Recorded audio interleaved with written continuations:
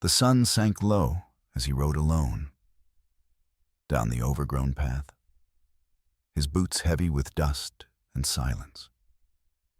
The farmhouse emerged through the veil of prairie grass like a ghost clinging to the edge of memory. Weathered wood gray from time, its roof sagging beneath the weight of seasons long gone. He dismounted slowly, the creak of the leather saddle sounding louder than it should in the vast emptiness. No welcome, no bird song, only wind scraping gently across broken shutters. He stood still, staring at what he had inherited from a man he'd never met. An uncle mentioned only once in his childhood, spoken of in hushed tones like a fable too dark for bedtime. As he stepped onto the porch, the boards groaned beneath him, almost warning him back. But he didn't flinch. This land was his now, his escape, his chance to let the past bury itself beneath the soil. With one firm push, the front door opened inward, exhaling the scent of rot and rain-drenched wood. Dust swirled like spirits disturbed, and his boots sank slightly into a floor softened by time. Walls peeled in long strips, exposing layers of paint that told their own quiet history. A kitchen sat to the left, cabinets open as though someone had left in a rush. A rusted kettle still hung above the hearth, and on the mantel, a photograph so faded it was almost a ghost itself. He set his bag down in what used to be the living room and sat against the wall. He didn't unpack. There was no rush. The house was in no condition to be called home. Not yet. But it didn't need to be perfect. It just needed to be far enough. Far from the noise of everything he'd lost. Far from the woman who stopped waiting.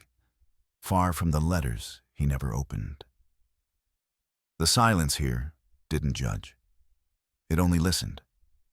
The sun slipped behind the horizon, casting long shadows through broken glass. He lit a small lantern and walked through the back door, out toward the barn that leaned slightly to the right, like it had once tried to stand straight and failed. Its doors were half open, swinging with each gust of wind. He paused, sensing something not quite right.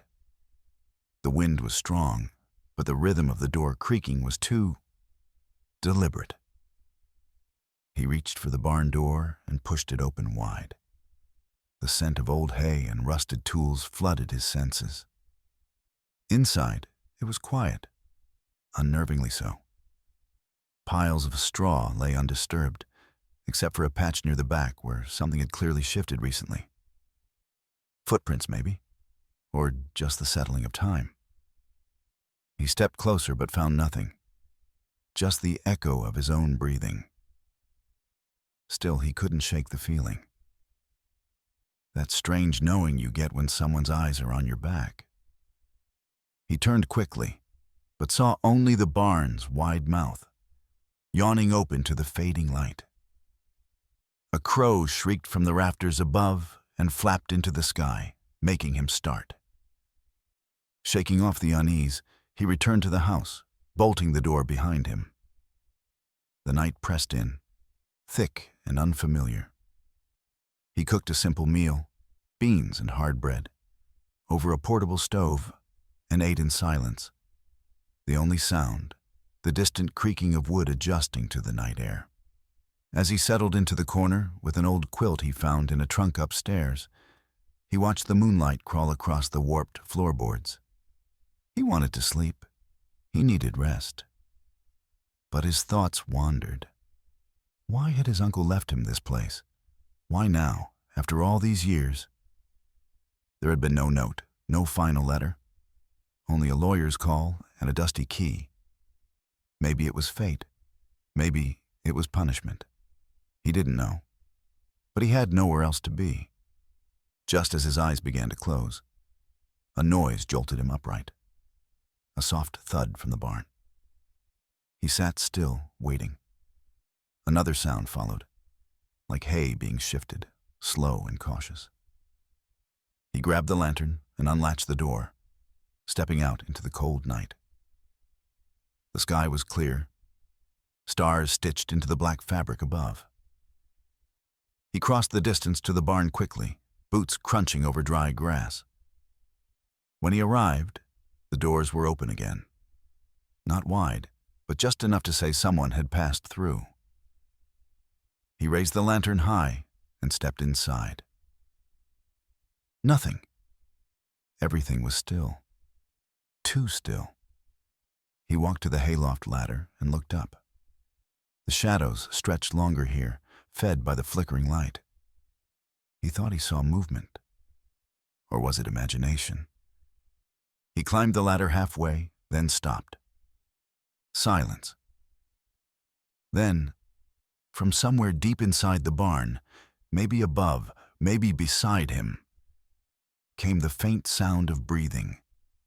Soft, steady, not his. He stayed frozen for a moment, his heart pacing quick. But then it stopped. The sound was gone. The silence returned, swallowing everything. He climbed back down and closed the barn doors tight, securing them with the rusted latch.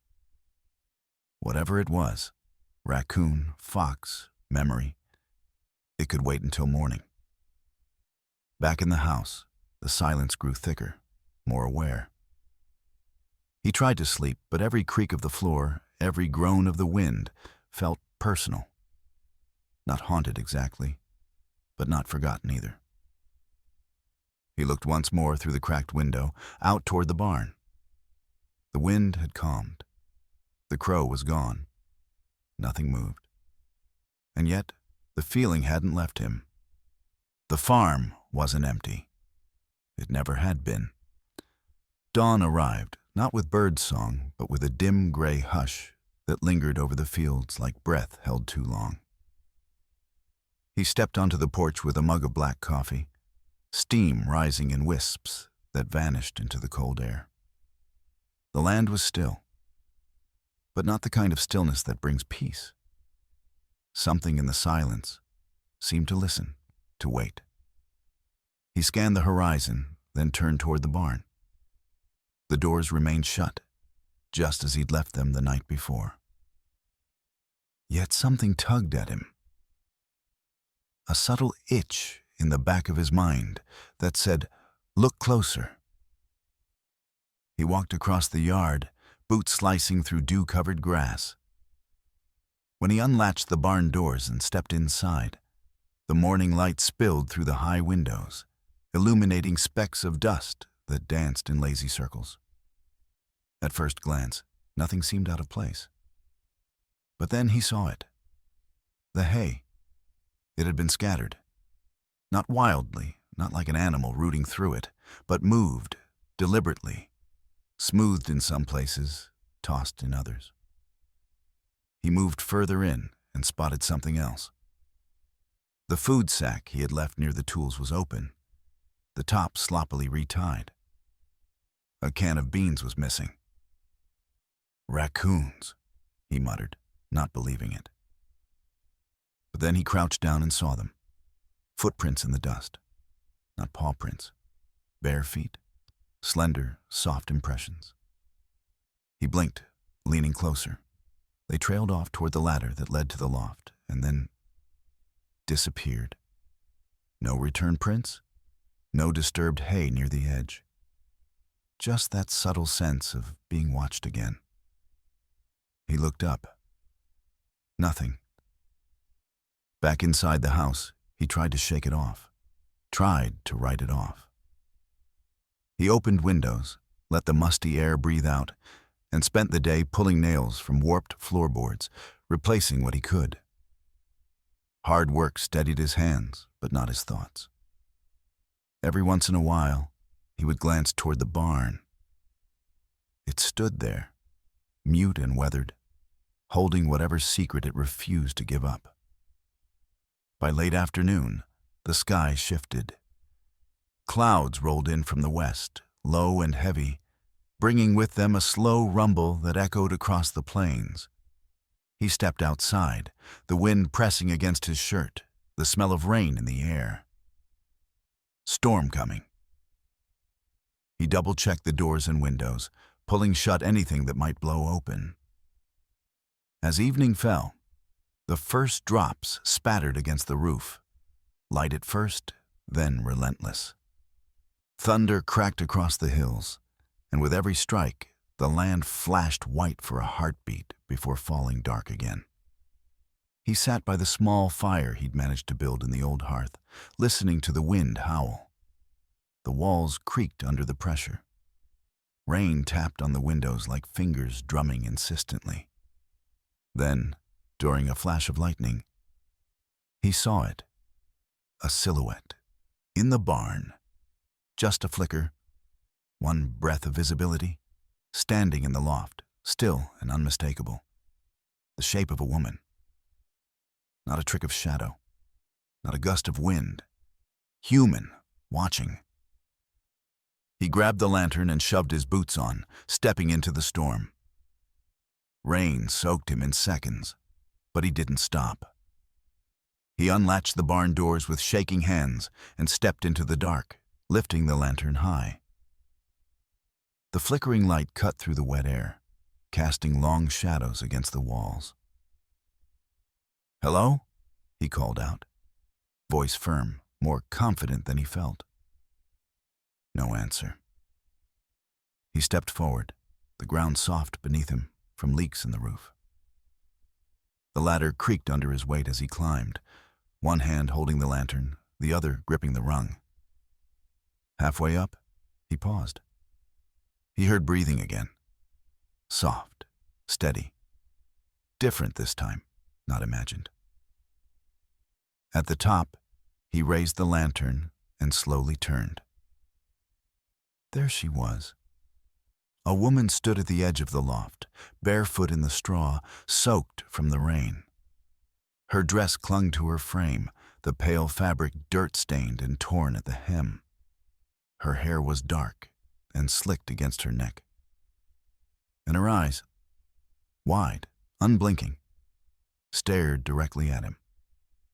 She made no move to run, no sound of fear, just stood there, still and haunting. He froze, not out of fear but confusion. Her presence wasn't threatening. It was surreal. She didn't look wild or crazed.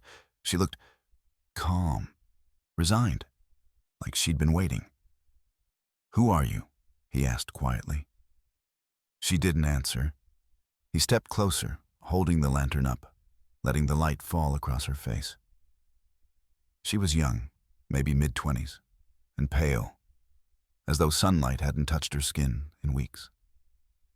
There was no weapon, no tension in her body, only a deep, anchored stillness. "You've been here, haven't you?" he said. "Since before I arrived." Still no answer, but her eyes didn't waver. "You took the food, slept here. Why?" For a moment, he thought she might speak. Her lips parted slightly, then closed again. She blinked once. Then, slowly, she raised her hand and pointed toward the back corner of the loft, a gesture not of fear but of invitation. "There's more?" he asked. She nodded just once. He stepped past her carefully, glancing toward where she had pointed. In the shadows, tucked beneath the slanted roofline, was a makeshift bedding of quilts and hay, and beside it, a second pair of worn shoes. Someone else had been here, or was still here. When he turned back, she was gone. He rushed to the edge of the loft, lantern swinging wildly. Nothing. No movement on the ground floor, no creak of the ladder. Just rain hammering the roof and the smell of wet straw thick in the air. He climbed down quickly, checked the barn floor. Still nothing. Doors closed. No sound but the storm. Back in the house, he lit another lantern and sat by the fire, soaked to the bone and heart racing. The image of her wouldn't leave his mind. The way she looked at him without fear. The way she pointed without speaking. Not an intruder. not a ghost. A secret, one now half revealed.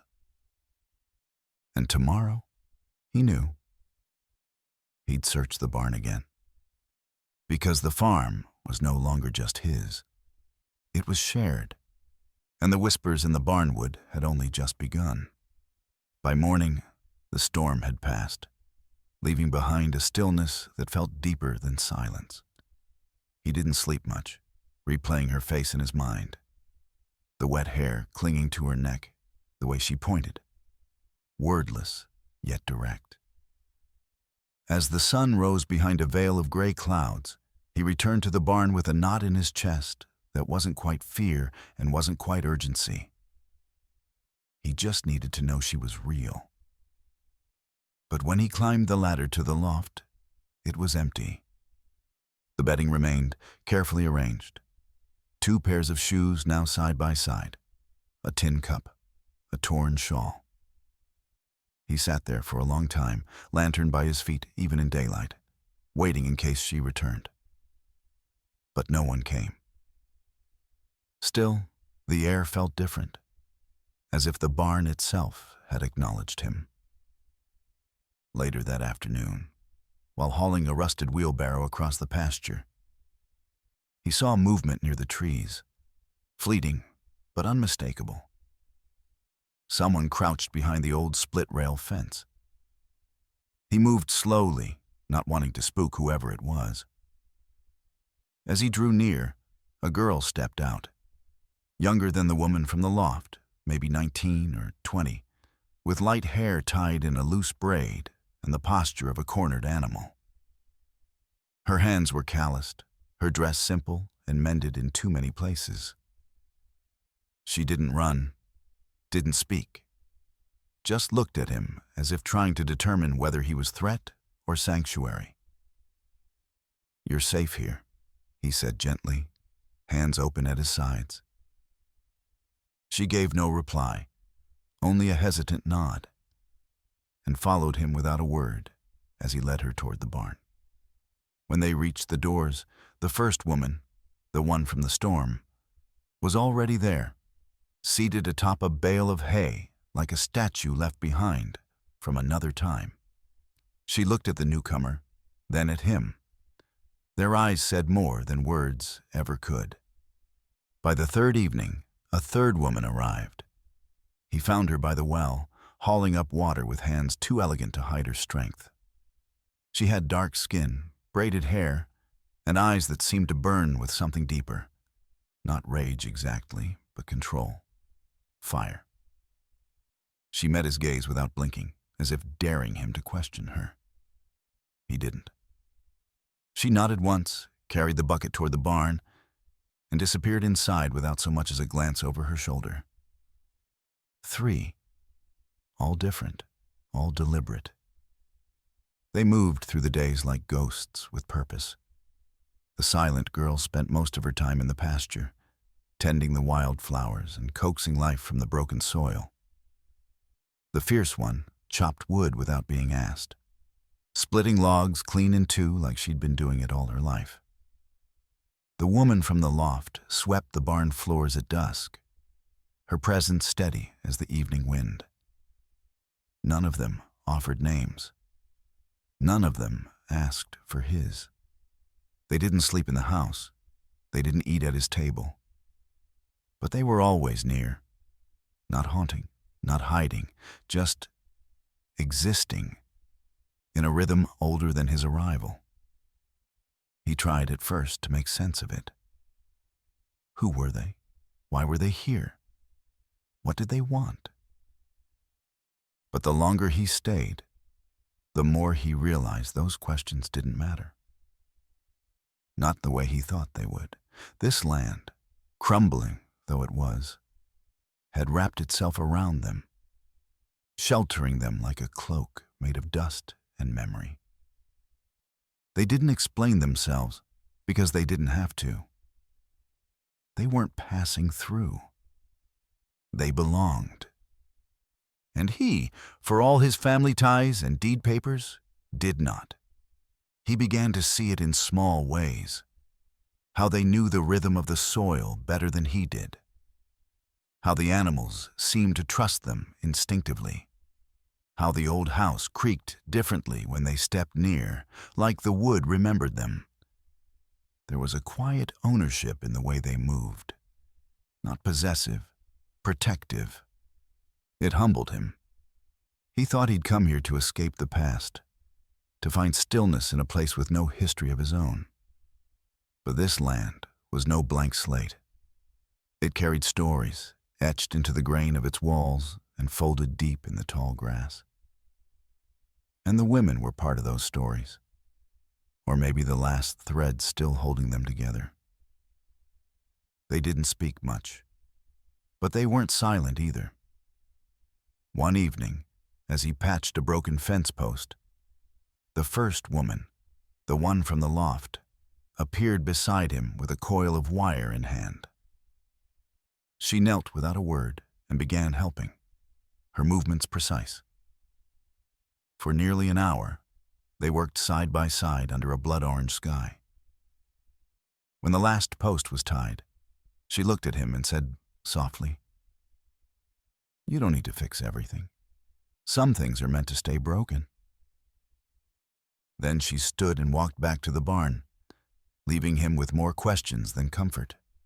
Days passed like that, quiet, strange, almost sacred. He stopped trying to label what was happening.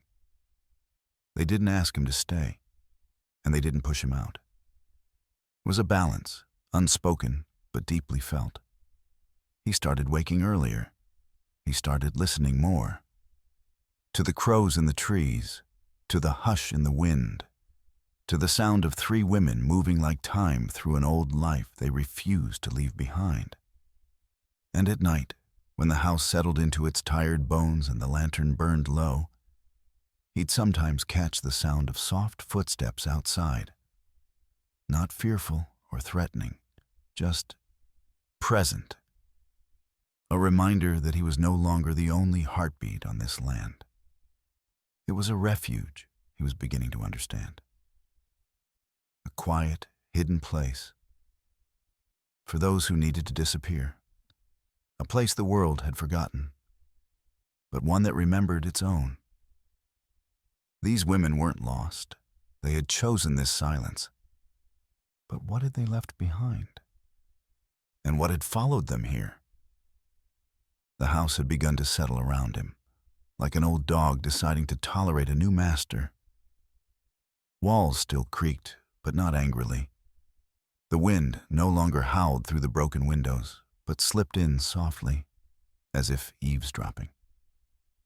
He spent his mornings fixing the porch, and his evenings watching the women from a quiet distance, wondering where their past ended and his role began.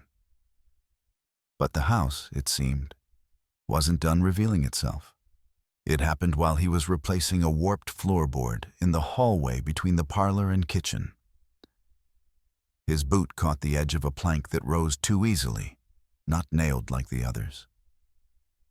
Curious, he pried it up, revealing a darker square beneath, wood smoother, fitted differently.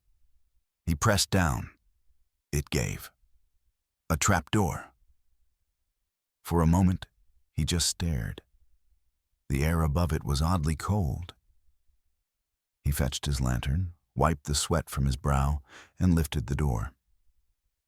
Hinges groaned like a thing awakening after years of sleep. A narrow stairwell descended into darkness, carved not by recent hands, but by someone who'd needed this space hidden. The scent that rose from below was heavy, earth, mildew, and something metallic. He descended slowly. The cellar was small, cramped. Not a true basement, but more of a root cellar repurposed into secrecy. Cobwebs draped across shelves. The walls, lined in stone, sweated with moisture. On a rickety table, he found a bundle of faded letters tied in twine. Near them, a child's boots, worn, scuffed, and far too small for any man. The leather was cracked, but carefully placed, as if they hadn't been discarded, just paused. Beside them sat a rusted pistol, its barrel long and cold. He lifted it carefully, brushing away dust. There, along the grip, were initials carved deep into the wood. LW. Later that evening, he found himself in the barn, lantern swinging in hand, eyes scanning each shadow for the one who matched the initials. He'd seen that monogram before, stitched delicately on the inside of a small leather sewing kit, always tucked near the woman with the ash-colored braid. She was the quietest of the three, but her eyes held stories the others didn't seem to touch. He approached her as gently as he could. "I found something," he said. "Under the house." She stopped darning a hole in a faded blanket, her needle frozen mid-air. "It had your initials," he added. Her hand lowered, but her eyes didn't meet his. She stood slowly, walked past him, and disappeared into the loft. No words, no questions, just retreat. He didn't follow, but someone else did. Not long after, he heard footsteps crunching dry straw behind him. The fire-eyed one, the woman who split wood with surgical precision, stepped into the lantern light, arms crossed. Her stare burned into him with an intensity that made him straighten. "You were told not to go digging," she said, voice low and controlled. "I wasn't digging. I was fixing the floor. It found me." That's how it always begins. He hesitated. "She won't talk to me." "She's not supposed to." "Why?" The woman took a step closer. "Because stories like hers survive best when they're kept quiet, when they're buried beneath old wood and sealed with dust." He tried to hold her gaze, but something about the way she stood, poised, tense, guarding something ancient, made him falter. "I just want to understand," he said. "No," she replied. "You want to feel like you belong here, like you've earned the truth. But this place doesn't owe you answers just because you inherited it." He swallowed, unsure what stung more, the truth in her words or the fact that she said them with such certainty. She turned to leave, then paused at the barn door. "Some things down there should never have been remembered," she said. "And now that you've opened it, the house will remember more." Then she vanished into the dark, leaving him with the weight of what he'd disturbed. That night, the house was not quiet. He lay in bed, staring at the ceiling as whispers stirred in the walls, low and fragmented, like voices speaking from underwater. The wind slipped under the door, colder than it had any right to be in August.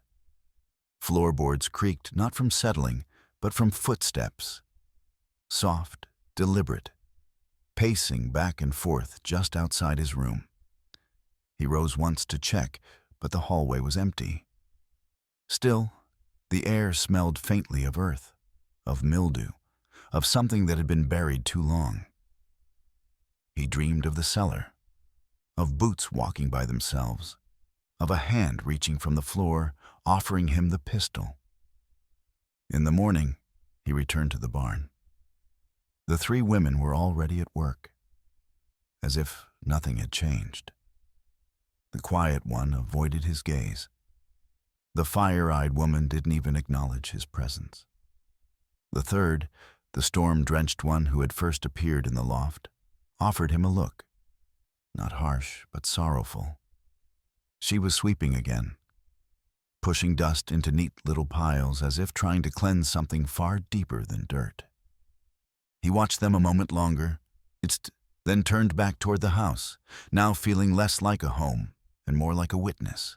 Something had happened here. Not just once, but many times. Layered beneath years of silence, hidden beneath floorboards, held in the hands of women who never left and never truly spoke. And now, By opening that trap door, he hadn't just found a cellar. He'd stepped into the center of a story still unfolding. That night, the lantern's flame flickered low, casting gold across the wood grain and bathing the farmhouse in a hush more fragile than sleep. The wind had died down, leaving the world outside still. Too still. He sat in the corner of the parlor, arms resting on his knees, listening to the walls creak in soft, haunted breaths. Something about the silence tonight felt different, as if it were waiting. Then he heard the soft creak of the porch. He turned just as the door opened, not hesitantly, but purposefully, and she stepped in. The woman who'd first stood in the loft, soaked in lightning. Her dress was worn at the sleeves, her hair tangled from wind and time. She carried no lantern, just the weight of whatever she had come to say. She didn't speak at first. Instead, she moved toward the hearth and sat on the old settee as if she'd done so 100 times in another life. He didn't rush her, just waited, the way one waits for a storm to speak first. After a long silence, she finally said a name. Just a name. A single syllable that hung in the air like smoke. Burke. He didn't know it, but he felt it. The way her voice thinned when she said it. The way her eyes stayed fixed on nothing. He felt that name pull something cold into the room. She spoke slowly after that, voice dry and steady. Burke had been a preacher, or at least he wore the title like a cloak. Held sermons on Sundays and judgment on Mondays. A man who twisted scripture to suit the darkness in his heart. He owned this land once, this house, this barn. He filled the pews and emptied the souls of those who trusted him, especially the young, especially the lost. She didn't name the others, but he knew in the way her voice cracked when she said, "We weren't the only ones." Knew by the way her hands fidgeted with the threadbare hem of her skirt. The three of them had run. Not just from a man, but from something older than fear, a weight that wrapped around their lives like wire. This was the only place no one would look, she said, finally lifting her eyes to his. Because no one wants to come back here. He didn't ask questions, didn't press. He saw the effort it took just to say that much. The trembling edge behind her, otherwise unshakable calm. So he nodded once, soft, as if to say, "I hear you, that's enough." She stood after that, gave him one long look that said both thank you and be careful. Then she stepped out into the darkness again, swallowed by the same shadows she had once emerged from. And he sat there a long while, the name still whispering in the corners of the room. The next morning dawned strange. The sky was pale, washed out, as if the sun were unsure of itself. The birds were quieter. Even the wind, which usually rustled the grasses in restless conversation, moved with an unnatural pause. He stepped out to fetch water and felt the shift before he saw it. A presence in the distance. At the top of the ridge, a horseman, still as stone. Black hat low, face lost to shadow, horse unmoving beneath him, watching. The man squinted against the light, instinct tightening his gut. There was something about the figure that didn't belong. Not to the land, not to the day. Just a hard silhouette against an uncertain sky. He waited for the rider to move, to ride closer, to shout something. But nothing came. And then, in the blink of an eye, the ridge was empty again. He stood frozen, staring at the place where the figure had been, as if willing it back, just to prove it wasn't a trick of light or imagination. But he knew what he saw. And worse, he knew the women saw it too.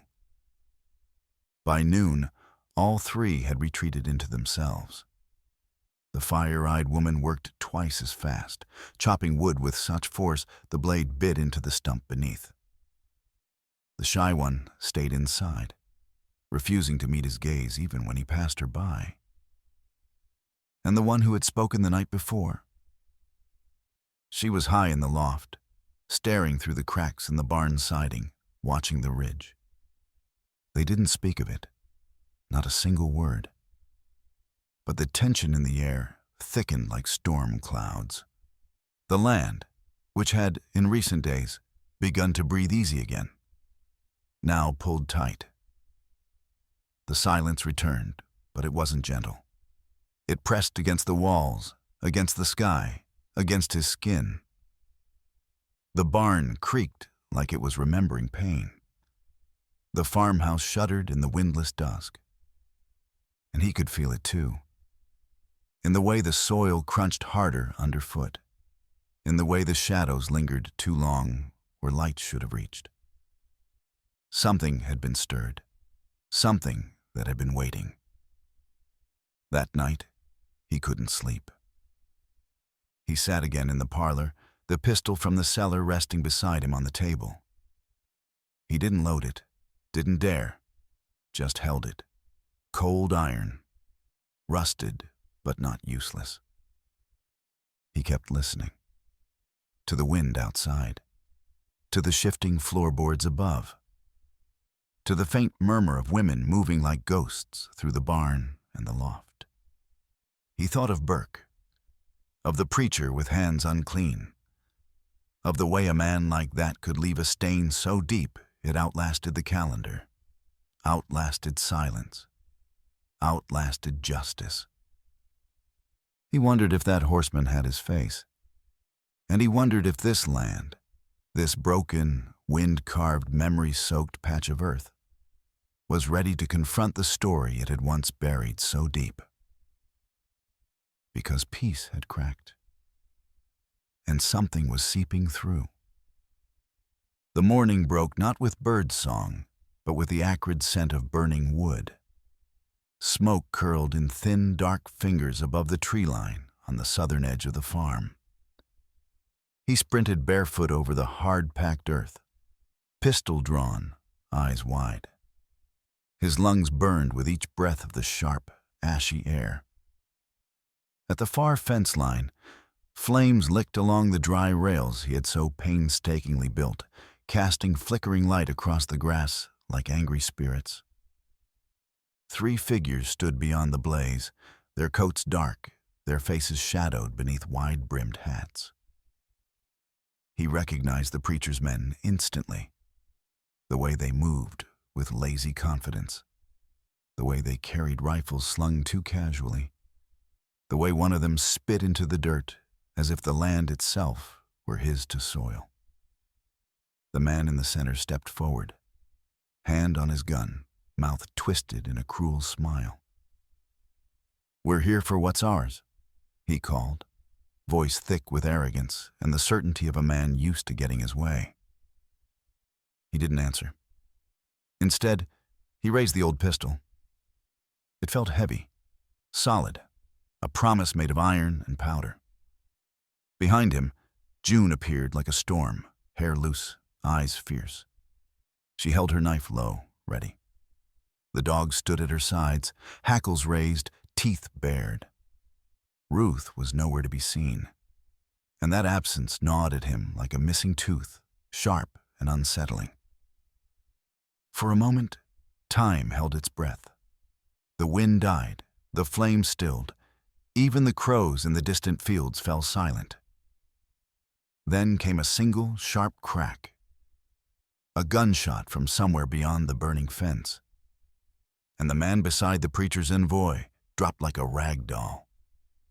A neat hole drilled clean through his chest. The others spun, confusion and fear overtaking bravado. Another shot echoed, and the second man fell backward, rifle slipping from his fingers, From the low ridge above the farm, Ruth emerged, rifle steady against her shoulder, eyes narrowed to slits. Smoke drifted around her like a phantom's cloak. She had been waiting, watching, planning. The silent one no longer hid in shadows. She had become the storm. Gunfire erupted like thunder rolling over the hills. Bullets cracked into fence posts and churned up dirt at their feet. He returned fire, feeling the old pistol buck in his hand, each shot deafening, each miss a reminder of how thin the line between life and death truly was. June moved like a wraith among the smoke, slashing at one of the men who'd managed to cross the burning fence. He screamed as her blade found his side, the sound cut short by a second thrust. The dogs lunged at the last man standing, dragging him to the ground in a flurry of snarls and tearing jaws. Blood splashed dark on the dry grass, steaming in the morning chill. The final scream died into silence. Then, the only sound left was the crackle of burning wood and the ragged gasps of those who remained standing. He dropped to one knee, chest heaving, ears ringing. The air was thick with gunpowder and fear. His eyes met Ruth's across the field, and in that moment, the truth passed between them without a word. The prey had become the hunters. The women weren't here because they were hiding. They were here because they were waiting. For this. As the sun climbed above the smoldering treetops, they gathered by the ruins of the fence. Ruth's rifle smoked gently as she cradled it in her arms. June wiped her blade on the leg of her trousers, eyes still bright and wild. The dogs paced restlessly, sniffing at the bodies cooling in the dirt. Miriam reappeared from the shadows of the barn, face streaked with tears and soot. She carried supplies, water, and bandages. No one asked where she had been. They simply embraced her, relief flooding you through muscles still tense from the fight. They sat together on the steps of the farmhouse, the quiet once again heavy, but different this time. Not a silence born of fear, but of exhausted triumph. The preacher's men lay dead or dying in the fields they'd tried to claim. The flames were dying too, smoke curling into the brightening sky. The land had taken blood, but it had also given an answer. This place belonged to them now. In the hush that followed, Miriam spoke first, voice low and raw. She told the whole story. How they had been taken by the preacher, used, hurt, and told no one would ever help them. How they broke free one rain-soaked night.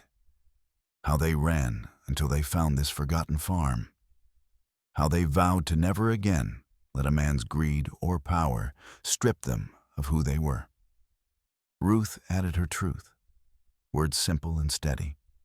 She had watched, waited, learned every inch of this land until it was an extension of her will.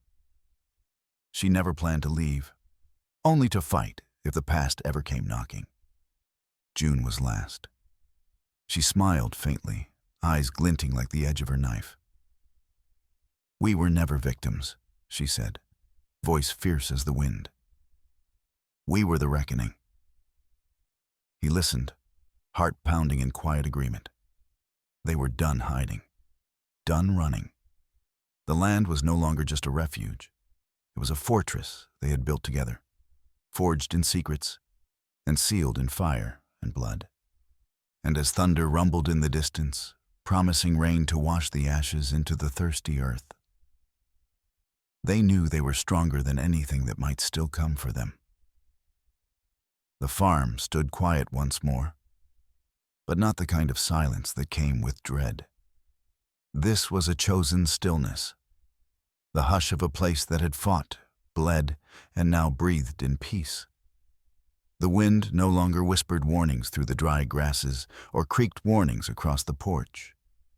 It simply blew soft and warm. tugging at the curtains he'd finally hung in the windows, carrying the scent of hay, coffee, and something that might just be happiness. The bodies were gone, buried deep beneath the cottonwood grove where the land was soft and shaded. The scars on the fields were healing, burned posts replaced, fences mended tighter, straighter. He spent his days hammering, hauling, mending what had cracked and rotted. But there was no bitterness in the work, only purpose. The land had been cruel once. Now it felt alive again, as though it too had been waiting for someone to stay long enough to listen. They didn't talk much about what had happened, not because they couldn't, but because they didn't have to. The women moved around the farm like they belonged to it. Ruth taught him how to read tracks in the dirt with a quiet, almost reverent precision. June turned the barn into a warm den of animals and order, stitching curtains out of old feed sacks and turning rusted tools into wall hangings like she was painting a story in steel and cloth. Miriam planted flowers along the fence line, the kind that bloomed even in hard soil, and sometimes sang under her breath as she worked, voice soft as river water. He never asked them to stay. The choice had to be theirs. But they didn't leave. Their rooms, once temporary, slowly filled with things that meant something. A book left open on a nightstand, a half-mended dress beside a window, a tin mug that always sat on the same step of the porch. They were still cautious, still careful with their pasts. But the way they moved, unhurried, unafraid, said everything.